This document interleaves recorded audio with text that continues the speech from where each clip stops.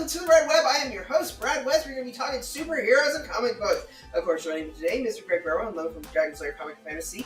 Go to Free Comic Book Day, August 14th. August 14th, and we're going to have a presence in the Gay Pride Parade as well on the 14th. On the 14th, we're going to be in the Austin Pride. If you're in Austin Pride, check out Austin Pride. We're going to be tired, guys. We are going to be tired. We're working for you. Miss Anastasia Anderson, she's going to be taking care of some of our fact-finding stuff and sparking the conversation and keeping us on track as best as is humanly possible. I try. I know it's a challenge. Today we are following up the next part of our series on the Black Widow. Yay! Now, we're not quite to the super spoilery parts, but we are going to be doing a review of Black Widow in the MCU, her live-action appearances today, and telling you everything up to the movie before we get into our review about that on the next episode. Yeah, if any of these are spoilers for you, there's literally nothing we can do. There's nothing we can do. Sorry. You haven't seen it at this point. Now, interestingly enough, she's been in 7 or 8 of the movies. 7 or 8. Let me think about it. Before. So she was in Iron Man 2. She's in all 4 Avengers. Was she in the 2 Captain America movies? She was in all 4 Avengers, the 2 Iron Man movies, and Iron Man 2. She was in Captain Americas. Yeah. So it's been 8 movies up to this point. 8 out of 22. Yeah, which is actually 22? Pretty high. Yeah, no, it's like she's everywhere. She just doesn't have like the super limelight until much later. So before I go into the MCU, I want to give you a little fun superhero trivia, and this is back in the end of the 70s, before they started selling off all of the properties for the MCU that would eventually become the Marvel Studios. Marvel had tried its foray into piecemealing out some of its intellectual property. We get the Incredible Hulk television series and stuff of that nature. Yeah. Well, Christy Bowie, David Bowie's wife at the time, his ex-wife. Christy Bowie actually temporarily bought the rights to Daredevil and Black Widow with the intention of making a Daredevil Black Widow TV show. This ties into what we told in our episode yesterday, that they were actually part of the same comic book for a while. Well, she bought them together. And they were dating for a little bit. She bought them together as a package, and these are actually hilarious pictures of real things in real. It's worth looking up. Worth Google. Christina, it's Christina, right? Christina Bowie's Black Widow and Daredevil. It's interesting. I'll let you make your own observations about that. So that's the first technical appearance of Black Widow in live action, and it never made it further than principal photography. They made some cute photography, but otherwise it did not. Somebody at some television studio very wisely said, "Pass, I'll pass." But man, she looks. What really makes it amusing is how serious. Like, she's really trying to sell it as a thing. Yeah, like, you can see the pictures. Yeah, like, this isn't a super, like, fun, silly thing she's doing. Like, she's genuinely like, no, this is a thing I want to do. And, no. Well, and that was the 70s, right? That was the 70s. It was very into the 70s. That's really important to note, because, I mean, a lot of people would say that there was a lot of cheesy stuff that came out in the 70s from the Marvel Studios, but, I mean, I think that Lou Ferrigno Hulk is I don't think amazing. It was cheese. I don't think the 70s, early 80s Spider-Man was cheese. I think there was some cheese there. It was some cheese, especially especially the music. I liked the music. Yes, I know, but it was still cheese. It was 70s. I have no frame of reference. Yeah. I was not there. I liked it. I was a big fan myself. I loved it too. I was a big fan of the Electric Company. Okay, no, it's not the same. Not the same. The main thing to note is that I think it became too apparent that the similarities between Black Widow and Emma Peel had appeared, at that point. The Avengers television show was only 5-6 years earlier. Right. So I think in the long run that's probably what passes, because there's visually they were too the same, especially with the name Avengers kind of thing. Well, I also think Daredevil would pose problems back in the 70s with the how Christian everything was back then, and how This is true. I will have to share you with the story about my first Daredevil comic some other time. Yes. Today we're talking about Daredevil, or Black Widow. Today we're talking the about MCU. The other one. The Black Scarlett Widow Johansson, in the MCU. who totally rocked it She and rocked knocked it it. out of the park My favorite from day one. I know, and I'm gonna get backlash from all my girl power friends, but man, no, she was never as awesome as she was in Iron Man 2. That first scene where she's invading Hammer Tech, and she's I'm doing going to it. disagree. She's I doing think it with she the was. hair. I think she doing it was with it. amazing all You the way mean through the it. curly But hair? I think I like her curly She hair. looked the most fabulous. Make sure you go back and check our Marvel fight scene episode Yes. because it was one of my favorites. Well, I mean, in all of the her fight MCU. scenes were amazing. All of her fight I mean, scenes she are so went up above most of the others in Well- fight scenes because of the fact that she was a lot more acrobatic than most of the Yes. other people. And Yeah. And She the had scene, cool and the scene in Iron Man stunts. 2 really sets the pace for her and the rest of the MCU. Yeah. We get to see her style, we get to see the costume, we get to see her look, we get to see her signature moves, her signature gadgets. Yeah. And it's all right there. It's one of the best scenes. I and still think, though, the best Black Widow scenes, I think, were in the first Avengers film. yeah. I Yeah, think when she's right. when she's interrogating the Loki. mobsters. Oh, the mobsters, yes. I mean, Yes. and like she Also gets one a of my phone favorite call, Marvel and they're fight like, scenes. she's like, "What? They're telling me everything." Everything. You know, and they're like, I'm not "What? telling you What?" everything. You know, it's like, and then she goes, "Hold on a moment," and like she just takes them all out, and then she's like, "Fine, I'm on my way." All the You know, way. it's like, She grabs the shoes. That's my favorite part. She's like, grab the shoes.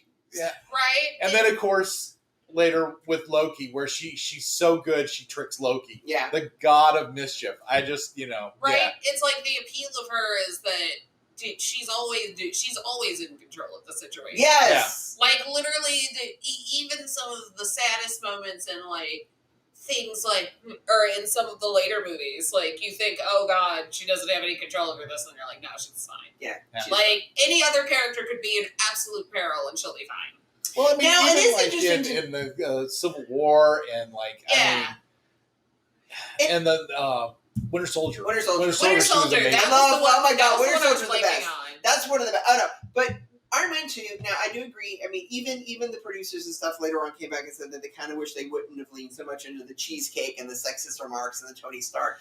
But yeah. but part of that was just like but that was Tony Stark before he evolved. That was her before she really showed her colors and Well, she and put up that- with it. Well, and for what it's worth, that was before, like, even though I know they're going to say we had a plan all along, I don't know if they Really had, intended to make her a feminist icon. well, and I don't think they intended to get her to a point where they really wanted her to like have a movie. Yeah. I mean, because they Oh, kind of It's twiddled really their sad. thumbs when Black Widow the movie came out. Because she really deserved a movie way before. Oh, yeah. And the And only thing she's I'm going more to say about interesting than they think. her movie in this is that it should have come out after Civil War. Yeah. It should have been the It next movie. absolutely should have. Like, Civil War there's is- no other information that should have happened. Well, Winter Soldier, I love her. I love her character in Winter Soldier. Yes. And I love how she's still, like you said, she's in the control of the situation. She's in the control room, and Captain America's all like, but like,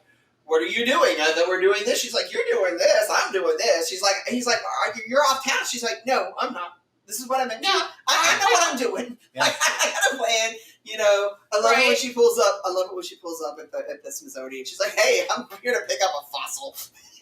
Yeah. It's like, she's got the wit, she's got the whole thing, and of course Scarlett Johansson has the timing. She's really, she's had some roles that I'm like, meh, but like, Right. it's like, I don't know if it was she was born to be Black Widow or if she just made that role her own so perfectly, but It's the thing she does. it's- Like, yeah. And she, the writing has been pretty on point as far as, making her super intelligent, because that's above all else, she's super intelligent. Even when she's being a bimbo, Yeah. it's because she's using that. Yeah. She's Yeah. she's a smart bimbo. She's Yeah. controlled. Yeah, exactly. it's like, yeah, and like, she's one of those that, I don't think they were expecting the reception that she got. Like, Yeah. neutrally, I think they were like, we're going to make her a side character that kind of stakes in the background of a couple movies, and that's it.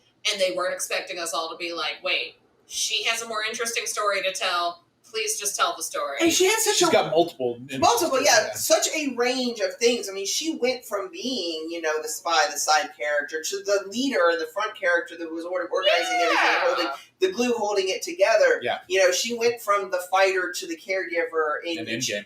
Yeah, all of those bits were in there, and such a multi-dimensional character. Yeah, it was criminal that she did not get a solo movie until she deserved several. Yeah, right. That's the whole point. Yeah, and that's why they should have had that movie come out at Civil War, so they would have had a chance to do at least. Yes, because it's like they had a way more interesting story that they snaked into the other movie. Yeah. Where it's like, oh yeah, no, we're going to repeatedly talk about this thing, which I'll just say in the next episode. It's like they repeatedly talk about this thing. They give you a kind of sneak peek and be like, hey, this thing happened. It was kind of cool, but you're not going to get it. Yeah. Look what you can have. Yeah.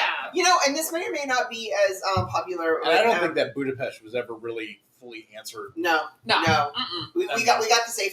We'll talk about that next episode. Now here's my one thought on multiple movies. It just occurred to me, like literally just popped into my head.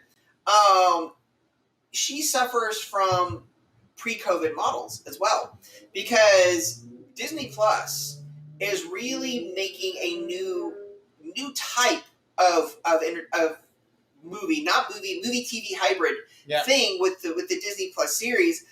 Even not necessarily multiple movies, but a Loki kind of situation where it could have been a mini series. It could have been a series. It could have been a limited series. It could have been an extended movie like the MCU stuff. Can you imagine if we had a Daredevil, Black Widow? Oh my God, that would be so amazeballs. Yeah. Oh, if they do introduce Charlie Cox in the MCU and we get like a flashback Daredevil. Oh man. Daredevil and Black Widow. I want to see this so bad now. So much wasted opportunity. Oh, that's a big problem with what's going on with the MCU right now. Is I really kind of feel that there's a lot of wasted opportunities because they're killing off characters left and right so fast, and I'm not talking about just heroes here. I'm talking about like villains and stuff. Odin's dead. We're talking about Malekith is dead. You gotta understand that we're in a dilemma of something that's never been done before because we're trying to keep all this together, and it's not like the comic books where like you can wait indefinitely to go back and redraw a character. Right. Those actors are only contracted so long. I mean, that's assuming they don't get old and they also have to age, and that's assuming. Except for Paul Rudd. Except for Paul Rudd.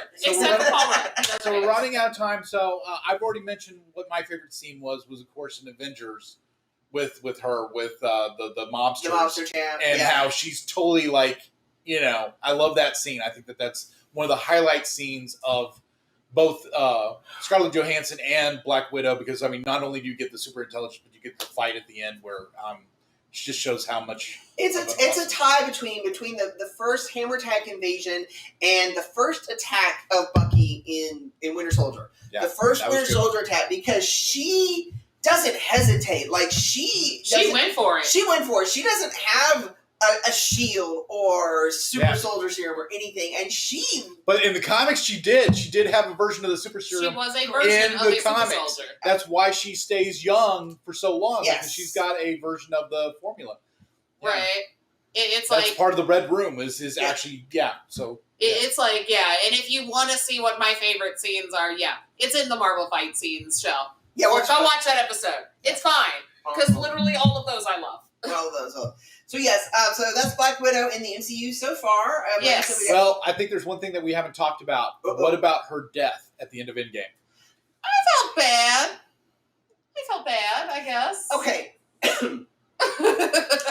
there's opinion going both ways that they killed the wrong Avenger, that Clint Barton was the least interesting of them, and that he really should have gone. But he had a family. He had a family. Exactly. He had the little he kids. He had the family. He had the wife. Kids, how can we have young And that's not something Natasha could ever do because they took all Disney, of her. But that's a very Disney reason. Well, Disney would kill the mother every time. Okay, the mother. Well, but not the dad. Yeah, we're talking Disney now. The dad. They always have the dad. How can we have young Avengers if he's dead? If he's dead, yes, that's true. Because he needs to train the other young Avenger. Which, spoilers, there's going to be young Avengers eventually.